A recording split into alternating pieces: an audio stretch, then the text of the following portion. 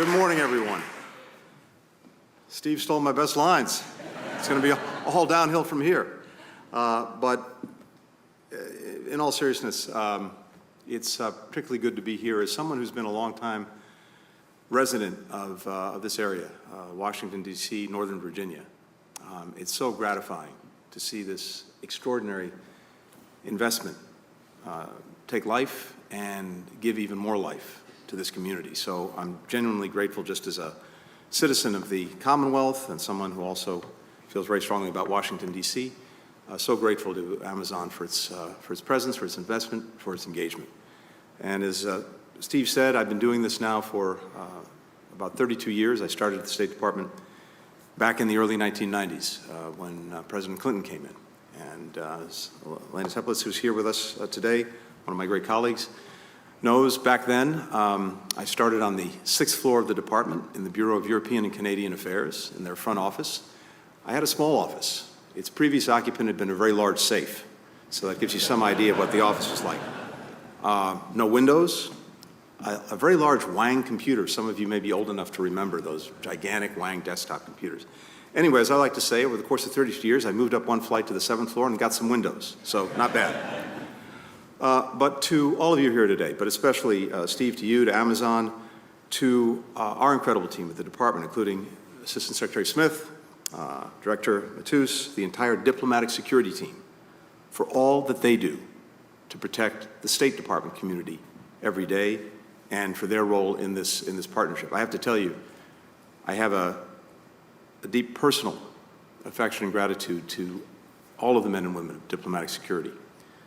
Just on a personal level, other than my family, likely the first person I see in the morning every day and the last person I see at night every evening is from DS. And we all travel the world together. They do so much to make sure that we can do our jobs every single day. And this institution that we built together, OSAC, since its creation back in 1985, it has been a vital partner to the State Department. And as Steve said, we're operating, you're operating in a global environment with a global brand, the American flag. And that is almost entirely for the good, but it brings some challenges with it.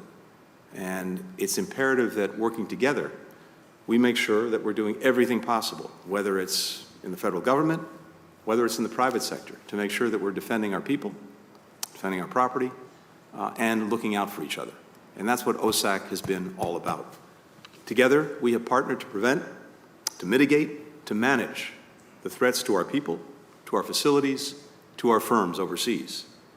Now, back when it started, OSAC had 15 members.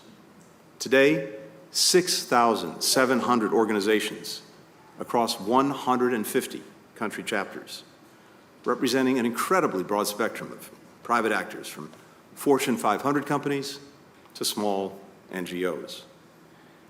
And as you look at it, it's not just that the coalition has grown in numbers, it's adapted time and time again to a threat landscape that is increasingly complex and increasingly volatile. Terrorist groups, the foremost danger identified at OSAC's founding, they've changed, they've adapted. In many ways, they've expanded their reach and they've modernized their tactics. And then around the world, we see new security challenges that weren't even present when OSAC was founded, that continue to surface and rapidly evolve. Today, we have OSAC partners who are sharing best practices to safeguard against threats from emerging technologies like AI, like malicious cyber activity, preparing for the security risks that will be exacerbated by things like climate change and more intense hurricanes, droughts, and other extreme weather.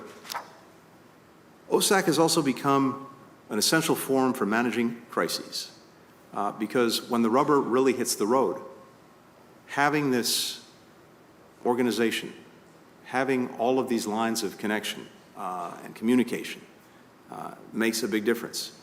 We see members using encrypted communications channels to exchange information on the impacts of conflicts, health emergencies, natural disasters, their impacts on civilians, on infrastructure, on supply chains. We see this working in real time.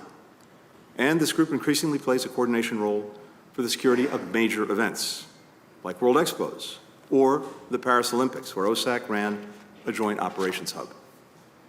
Earlier this week, the State Department signed a series of MOUs with Elements Health and Security Foundation, the Wildlife Conservation Society, through which OSAC has transitioned from a federal advisory committee to a public-private partnership.